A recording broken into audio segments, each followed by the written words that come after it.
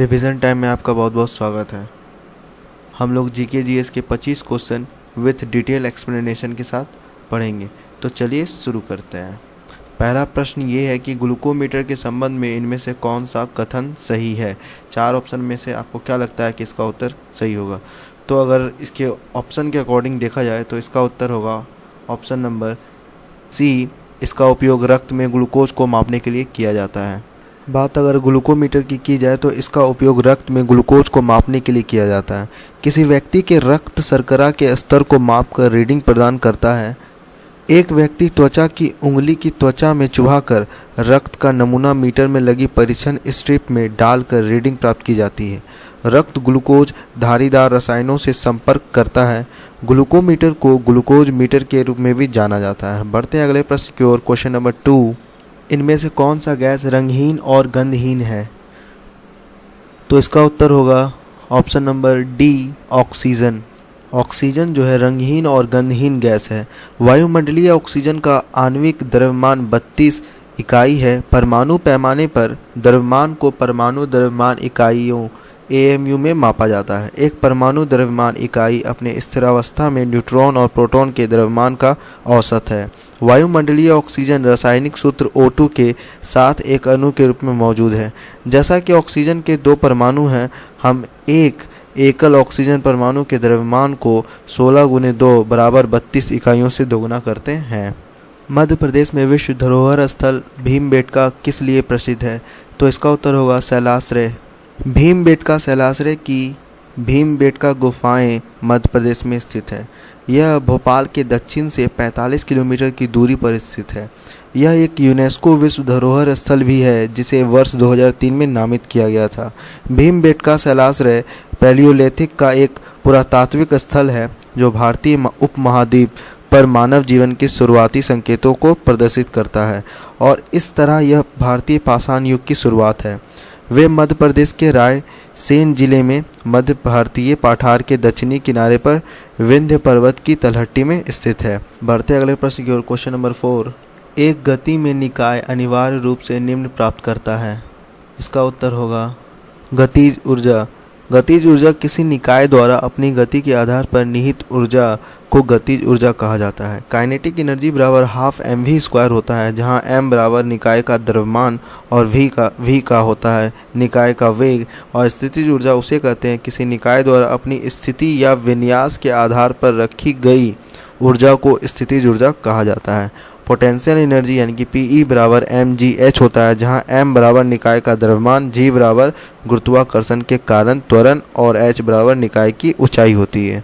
बढ़ते अगले प्रश्न की ओर। क्वेश्चन नंबर 5, पूर्व स्वतंत्र भारत में भारतीय राष्ट्रीय कांग्रेस की पहली महिला अध्यक्ष कौन थी। इसका उत्तर होगा option number C, Annie Besant. तो उत्तर क्या होगा, एनी बेसेंट। एनी बेसेंट ने 1917 के सत्र की अध्यक्षता की और INC की पहली महिला अध्यक्ष बनी।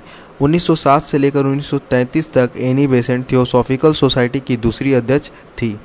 और अगर सरोजिनी नायडू की बात की जाए तो सरोजिनी नायडू 1925 सत्र की अध्यक्षता की और उसे अक्सर द नाइटिंगेल ऑफ इंडिया के रूप में जाना जाता है।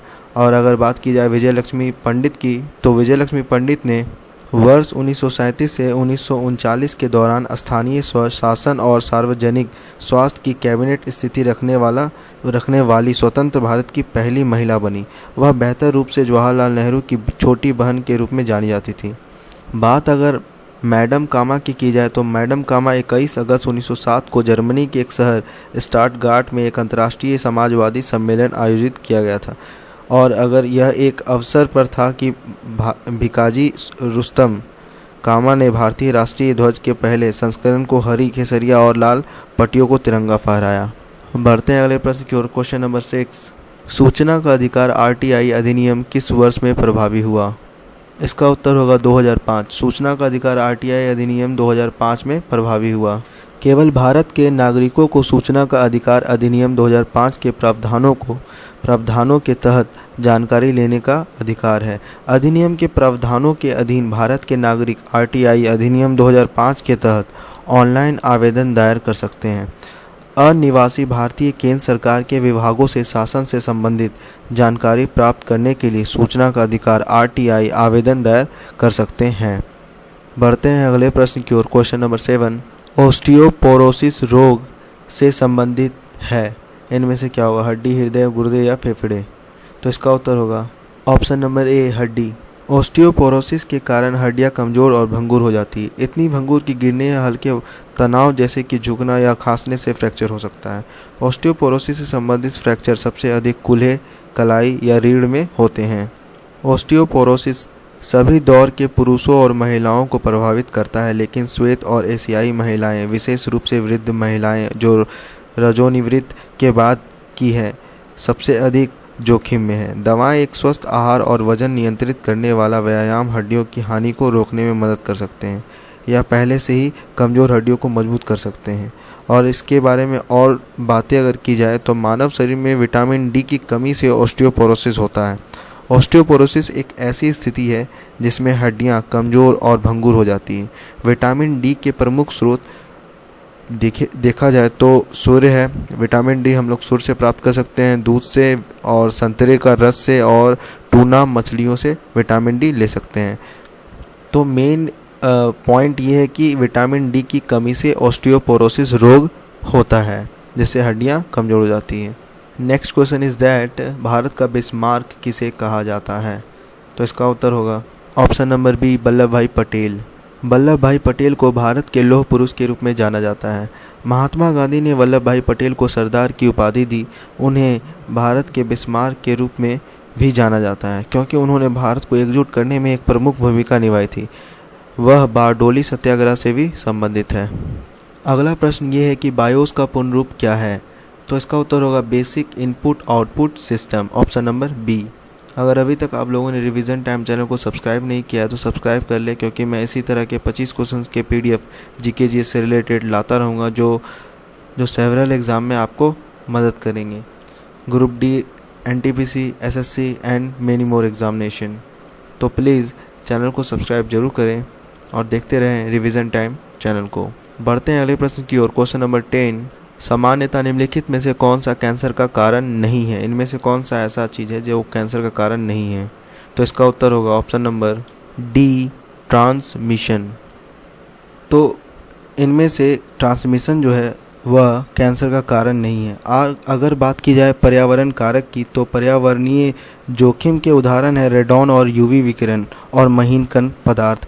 कैंसर के लिए सबसे महत्वपूर्ण पर्यावरणीय जोखिम कारक तंबाकू है, चाहे वे सिगरेट हो, पाइप, सिगार, चबाने वाले तंबाकू, सूंघने या वापिंग जैसे उत्पादों का उपयोग कर रहे हो या दूसरे धूम्रपान के संपर्क में हो। और अगर बात की जाए अनुवांशिक उत्परिवर्तन और अनुवांशिक संशोधन की, तो कैंसर एक अनुवांशिक बीमारी है, अर्थात कैंसर जीन के कुछ परिवर्तनों के कारण होता है जो हमारी कोशिकाओं के कार्य करने के तरीकों को नियंत्रित करते हैं, विशेष रूप से वे कैसे बढ़ते हैं और विभाजित होते हैं। किसी कोशिका के डीएनए में परिवर्तन या परिवर्तन होने पर कैंसर विकसित होता है, जिससे कोशिका नियंत्रण से बाहर हो जाती है। कभी कभी वातावरण में रसायनों और अन्य विषाक्त पदार्थों के कारण उत्परिवर्तन होता है। कैंसर कारक क्षमता के कारण कार्सिनोजेन के रूप में वर्गीकृत किया जाता है। और अगर बात ट्रांसमिशन की जाए तो कुछ लोगों में कैंसर कुछ वायरस, कुछ प्रकार के मानव पैपिलोमावायरस या जैसे एचपीवी और बैक्टीरिया जैसे हेलिकोबैक्टर पाइलोरी के कारण हो सकता है, जबकि वायरस या जीवाणु एक व्यक्ति से दूसरे व्यक्ति में फैल सकता है, लेकिन वे कभी भी कैंसर एक व्यक्ति से दूसरे व्यक्ति में नहीं फैल सकते हैं। तो ये था ट्रांसमिशन का बात। बढ़ते हैं अगले प्रश्न की ओर। क्वेश्चन नंबर 11, कौन सी एक ग्रीन हाउस गैस नहीं है? तो इसका उत्तर होगा option number D, hydrogen. Hydrogen एक ग्रीन हाउस गैस नहीं है, जबकि ओजोन, नाइट्रस ऑक्साइड और जलवाष्प ग्रीन हाउस गैस है। वायुमंडल में ताप फैलाने वाली गैसों को ग्रीन हाउस गैस कहा जाता है। कार्बन डाइऑक्साइड यानी कि CO2 की बात की जाए तो यह जीवाश्म ईंधन के ठोस अपशिष्ट पेड़ों और अन्य जैविक सामग्री के जलने माध्यम से वातावरण में प्रवेश करता है। कार्बन डाइऑक्साइड को वायुमंडल से हटा दिया जाता है जब इसे जैविक कार्बन चक्र के हिस्से के रूप में पौधों द्वारा अवशोषित किया जाता है। बात अगर मीथेन की जाए CH4, तो मीथेन का उत्सर्जन कोयले, प्राकृतिक गैस और तेल के उत्पादन और परिवहन के दौरान किया जाता है। मीथेन का उत्सर्जन भी पशुधन और अन्य कृषि प्रथाओं और नगरपालिका ठोस अपशिष्ट भराव क्षेत्र में जैविक कचरे के क्षय के परिणाम स्वरूप होता है। एंड ऑप्शन नंबर बी में नाइट्रस ऑक्साइड जो था, नाइट्रस ऑक्साइड का उत्सर्जन कृषि और औद्योगिक गतिविधियों, जीवाश्म ईंधन और ठोस अपशिष्ट के दहन के साथ साथ अपशिष्ट जल के उपचार के दौरान किया जाता है। बढ़ते हैं अगले प्रश्न की ओर। क्वेश्चन नंबर 12, भारत पाकिस्तान कारगिल युद्ध का कोड नाम क्या था? तो इसका उत्तर होगा ऑपरेशन विजय। भारत पाकिस्तान कारगिल युद्ध का कोड नाम ऑपरेशन विजय था। बढ़ते हैं अगले प्रश्न की ओर। Question number 12, question number 13, personal computer में इनमें से कौन सा संगणना करता है? तो इसका उत्तर होगा CPU यानी कि सेंट्रल प्रोसेसिंग यूनिट, कंप्यूटर का ब्रेन। कंप्यूटर की केंद्रीय प्रसंस्करण इकाई CPU कंप्यूटर का केंद्रीय मस्तिष्क है। एक केंद्रीय प्रसंस्करण इकाई CPU एक कंप्यूटर के भीतर इलेक्ट्रॉनिक सर्किटरी है जो निर्देशों द्वारा निर्दिष्ट बुनियादी अंकगणितीय, तार्किक, नियंत्रण और इनपुट आउटपुट I और O संचालन को निष्पादित करके कंप्यूटर प्रोग्राम के निर्देशों को पूरा करती है। अंकगणित तर्क यानी कि ALU अंकगणित और तार्किक संचालन करता है। नियंत्रण इकाई यानी कि कंट्रोल यूनिट मेमोरी से निर्देशों को लेती है जब आवश्यक हो। ALU पर कॉल करके उन्हें डिकोड और निष्पादित करती है। एक प्रोसेसर रजिस्टर डेटा होल्डिंग स्थानों का एक छोटा सा समूह है जो कंप्यूटर प्रोसेसर का हिस्सा है। एक रजिस्टर एक निर्देश, एक संग्रहण पता या किसी भी तरह के डेटा जैसे कि बिट, सीक्वेंस या इंडिविजुअल कैरेक्टर रखता है। बढ़ते हैं अगले प्रश्न की ओर। क्वेश्चन नंबर 14, भारत में लंबाई की दृष्टि से दूसरी सबसे बड़ी नदी कौन सी है? इसका उत्तर होगा गोदावरी। गोदावरी नदी भारत की सबसे लंबी नदियों में से एक है और इसकी कुल लंबाई लगभग 1465 किलोमीटर है। गोदावरी नदी का उद्गम पश्चिमी घाट श्रेणी में पश्चिमोत्तर महाराष्ट्र से होता है जो अरब सागर से लगभग 80 किलोमीटर की दूरी पर है और प्रायद्वीपीय भारत भर में आमतौर पर इसका अधिकांश धारा पूर्वाभिमुख है। महाराष्ट्र से बहती हुई यह उत्तरी तेलंगाना और फिर आंध्र प्रदेश में प्रवेश करती है। यह नदी अपने पिछले 320 किलोमीटर धारा प्रवाह से दक्षिण पूर्व की ओर मुड़ती है जो पूर्वी घाट पर्वतमाला और फिर बंगाल की खाड़ी में पहुंचने से पहले आंध्र प्रदेश राज्य के घाट से बहती है। वहां यह अपने दो मुहाने के माध्यम से खाली हो जाता है। उत्तर में गौतमी गोदावरी और दक्षिण में वशिष्ठ गोदावरी के नाम से जानी जाती है। इसके बारे में कुछ अन्य जानकारी ये है कि नासिक गोदावरी नदी के तट पर स्थित है। गोदावरी की सहायक नदियाँ पूर्णा, वर्धा, प्राणहिता, मंजरा, वेनगंगा और पेनगंगा है। बढ़ते हैं अगले प्रश्न की ओर। क्वेश्चन नंबर 15, बैडमिंटन में ओलंपिक पदक जीतने वाली पहली भारतीय महिला कौन थी?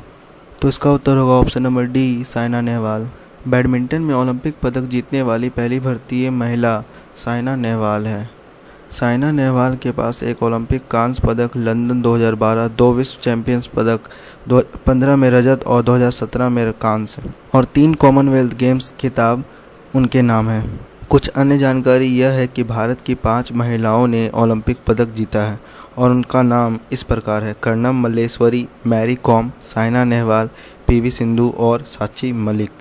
अगला प्रश्न ये है कि ऊंचाई पर उड़ने वाले विमान के कैबिन के अंदर दबाव होता है। इसका उत्तर होगा ऑप्शन नंबर सी, बाहर से अधिक दबाव होता है। ऊंचाई पर उड़ रहे विमान के कैबिन के अंदर दबाव बाहर से अधिक होता है। हालांकि विमान के कैबिनों पर दबाव डाला जाता है लेकिन समुद्र की सतह पर वायु के दबाव की तुलना में परिभ्रमण ऊंचाई पर कैबिन वायु का दबाव कम होता है। कैबिन में वायु का दबाव समुद्र तल से 18,000 से लेकर 24,000 मीटर यानी कि 6,000 से लेकर 8,000 फीट के बाहरी वायु दबाव के समतुल्य है। परिणाम स्वरूप रक्त हाइपोक्सिया द्वारा कम ऑक्सीजन लिया जाता है और शरीर के भीतर गैसों का विस्तार होता है। कम कैबिन वायु दबाव के प्रभाव को आमतौर पर स्वस्थ यात्रियों द्वारा अच्छी तरह से सहन किया जाता है। तो बढ़ते हैं अगले प्रश्न की ओर। क्वेश्चन नंबर 17, DRDO द्वारा विकसित आकाश है। इसका उत्तर होगा सतह से हवा में मार करने वाला मिसाइल तंत्र है। आकाश एक ऐसा मिसाइल तंत्र है जो सतह से हवा में मार कर सकता है। भारतीय सेना ने स्वदेशी रूप से विकसित आकाश सतह से हवा में मार करने वाली मिसाइल तंत्र की पहली रेजिमेंट को शामिल किया। आकाश मिसाइल तंत्र एक स्वदेशी रूप से विकसित सुपरसोनिक लघु सीमा सतह से हवा में मार करने वाली मिसाइल तंत्र है, जिसमें विमान, हेलीकॉप्टर और मानव रहित हवाई यानों की एक विस्तृत विविधता को संलग्न करने की क्षमता है, जो अधिकतम 25 किलोमीटर और 20 किलोमीटर की अधिकतम ऊंचाई तक है। बढ़ते हैं अगले प्रश्न की ओर। Question number 18। जीका वायरस जो न्यूरोलॉजिकल जन्म विकारों का कारण बनता है, तो इनमें से क्या होगा? ऑप्शन नंबर बी, मच्छर के काटने से। जीका वायरस एडिज मच्छर द्वारा फैलता है। जीका वायरस युगांडा के जीका वन से आता है, जहां वायरस पहली बार 1947 में पृथक हुआ था। तो बढ़ते हैं अगले प्रश्न की ओर। Question number 19। इनमें से कौन सा अभिकर्मक पेयजल को शुद्ध करने के लिए उपयुक्त है? तो इसका उत्तर होगा ऑप्शन नंबर डी, ऑक्सीकरण एजेंट। मैं इन सभी क्वेश्चंस के पीडीएफ लिंक नीचे दे दूंगा, आप लोग वहां से डाउनलोड करके क्वेश्चन को प्रैक्टिस भी कर सकते हैं। तो इसका उत्तर होगा ऑक्सीकरण एजेंट। तो बढ़ते हैं अगले प्रश्न की ओर। Question number 20। विश्व पर्यावरण दिवस कब मनाया जाता है? इसका उत्तर होगा ऑप्शन नंबर सी, 5 जून। विश्व पर्यावरण दिवस 5 जून को मनाया जाता है। विश्व पर्यावरण दिवस हर साल 5 जून को होता है। यह 1974 के बाद से दुनिया भर में जागरूकता बढ़ाने और पर्यावरण को ओजोन परत के हाथ से जहरीले रसायन, मरुस्थलीकरण और ग्लोबल वार्मिंग जैसी चिंताओं से बचाने के लिए मनाया जाता है। हर साल विश्व पर्यावरण दिवस का आधिकारिक समारोह विभिन्न देशों द्वारा आयोजित किया जाता है। 2019 में इसे चीन द्वारा बीट एयर पॉल्यूशन या वायु प्रदूषण विषय के साथ होस्ट किया गया है। और अन्य महत्वपूर्ण दिवस 2 दिसंबर के बारे में मैं बता देता हूँ कि विश्व कंप्यूटर साक्षरता दिवस 2 दिसंबर को मनाया जाता है। विश्व प्रदूषण निवारण दिवस भी 2 दिसंबर को मनाया जाता है। दास्ता के उन्मूलन के लिए अंतर्राष्ट्रीय दिवस भी 2 दिसंबर को मनाया जाता है। और 16 सितंबर को विश्व ओजोन दिवस मनाया जाता है और 11 जुलाई को विश्व जनसंख्या दिवस मनाया जाता है। बढ़ते हैं अगले प्रश्न की ओर। Question number 21। भारत की सबसे बड़ी सीमा किस देश के साथ है? इसका उत्तर होगा option number B, Bangladesh. Bharat की भूमि सीमा 15,106.7 किलोमीटर है, जिसमें बांग्लादेश के साथ सबसे लंबी सीमा और अफगानिस्तान के साथ सबसे छोटी सीमा है। बढ़ते हैं अगले प्रश्न की ओर। जैव प्रौद्योगिकी का अर्थ है? इसका आंसर होगा ऑप्शन नंबर डी, औद्योगिक प्रक्रियाओं में सजीव जीवों का उपयोग। जैव प्रौद्योगिकी का अर्थ है औद्योगिक प्रक्रियाओं में सजीव जीवों का उपयोग है। जैविक प्रक्रियाओं के औद्योगिक और अन्य उद्देश्यों के लिए शोषण, विशेष रूप से एंटीबायोटिक दवाओं, हार्मोन आदि के उत्पादन के लिए सूक्ष्मजीवों का आनुवांशिक परिवर्तन है। तो इसका उत्तर होगा ऑप्शन नंबर डी, औद्योगिक प्रक्रियाओं में सजीव जीवों का उपयोग। डीबगिंग की प्रक्रिया है, तो इसका उत्तर होगा ऑप्शन नंबर सी, एक सॉफ्टवेयर प्रोग्राम में त्रुटियों की जांच करना, जिसमें एक सॉफ्टवेयर प्रोग्राम में त्रुटियों की जांच होती है। तो आपको बताना है कि इनमें से क्या होगा उत्तर। Option number B, Mysore. 103वें भारतीय विज्ञान कांग्रेस का उद्घाटन 3 जनवरी 2016 की सुबह मैसूर विश्वविद्यालय में भारत के प्रधानमंत्री श्री नरेंद्र मोदी द्वारा किया गया था। 5वें महिला विज्ञान सम्मेलन का आयोजन भारत में महिलाओं के स्वदेशी विकास के लिए विज्ञान और प्रौद्योगिकी विषय के साथ किया गया था। ये कुछ अन्य जानकारियाँ थी। बढ़ते हैं अगले प्रश्न की ओर। इस प्रश्न का उत्तर आपको कमेंट बॉक्स में देना है। सामान्य वार्तालाप का शोर क्या है? लगभग 60 dB, लगभग 70 dB या लगभग 80 dB या लगभग 90 dB। तो इनमें से क्या होगा? इसका उत्तर आपको कमेंट बॉक्स में देना है। भारत में मैंगनीज का सबसे बड़ा उत्पादक राज्य उड़ीसा है। भारत में मैंगनीज का सबसे बड़ा उत्पादक राज्य उड़ीसा है। मैंगनीज सुंदरगढ़, बोनोई, कालाहांडी, कोरपुट आदि उड़ीसा के जिला में प्रचुर मात्रा में पाया जाता है। महाराष्ट्र, मध्य प्रदेश, कर्नाटक आदि राज्यों में भी मैंगनीज पाया जाता है। सोना जो है कर्नाटक, आंध्र प्रदेश, तमिलनाडु में पाया जाता है। और चांदी की बात की जाए तो राजस्थान, कर्नाटक, आंध्र प्रदेश में पाया जाता है। हीरा जो है सबसे अधिक मध्य प्रदेश में पाया जाता है भारत में। और जिंक जो है वो राजस्थान में सबसे अधिक पाया जाता है। और जिप्सम की बात की जाए तो जिप्सम भी सबसे अधिक राजस्थान में पाया जाता है। तो फिर मुलाकात होगी पार्ट 10 में रिवीजन के, जिसमें फिर से 25 क्वेश्चन के जीके जीएस के क्वेश्चन रहेंगे। तो आप लोग अगर चाहें तो इस क्वेश्चंस के पीडीएफ लिंक नीचे से डाउनलोड करके क्वेश्चन के प्रैक्टिस कर सकते हो। और रिवीजन टाइम चैनल को सब्सक्राइब करना ना भूलें। तो फिर मुलाकात होगी। जय हिंद, जय भारत।